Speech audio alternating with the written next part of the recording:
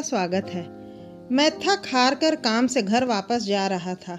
Car में शीशे बंद होते हुए भी जाने कहां से ठंडी ठंडी हवा अंदर आ रही थी। मैं उस सुराख को ढूंढने की कोशिश करने में लगा, पर नाकामयाब रहा।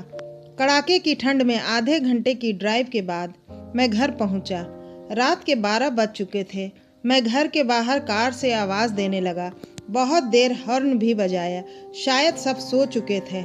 10 मिनट बाद खुद ही उतरकर गेट खोला। सर्द रात के सन्नाटे में जूते की आवाज साफ सुनी जा सकती थी।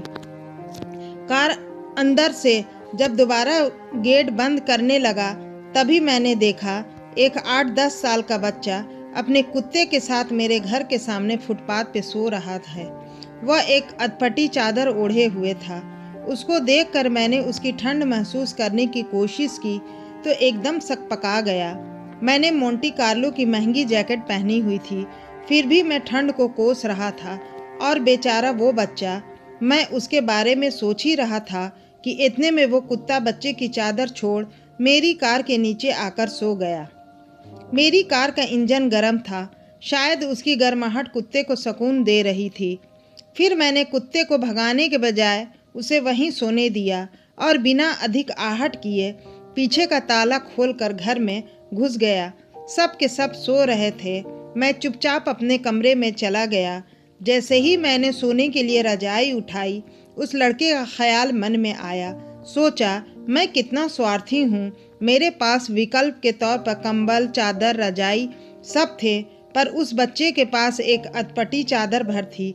फिर भी वो बच्चा उस अटपटी चादर को भी कुत्ते के साथ बांट कर सो रहा था, और मुझे घर के फालतू पड़े कंबल और चादर भी किसी को देना गवारा नहीं था। यही सोचते सोचते न जाने कब मेरी आंख लग गई।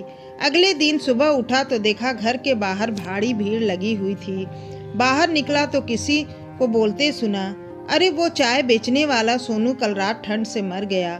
मेरी पलकें कांपी और एक आंसू की बूंद मेरी आंख से छलक गई। उस बच्चे की मौत से किसी को कोई फर्क नहीं पड़ा।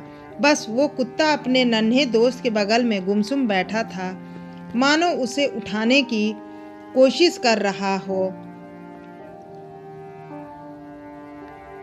दोस्तों, ये कहानी सिर्फ एक कहानी नहीं, ये आज के इंसान की सच्चाई है। मानव से अगर मानवता चली जाए तो वो मानव नहीं रहता, दानव बन जाता है।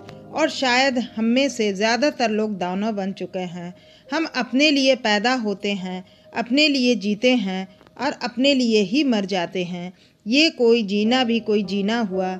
चलिए एक बार फिर से मानव बनने का प्रयास करते हैं। चलिए अपने घरों में बेकार पड़े कपड़े ज़रूरतमंदों को देते हैं। चलिए कुछ गरीबों को खाना खिलाते हैं। चलिए किसी गरीब बच्चे को पढ़ाने का संकल्प लेते हैं।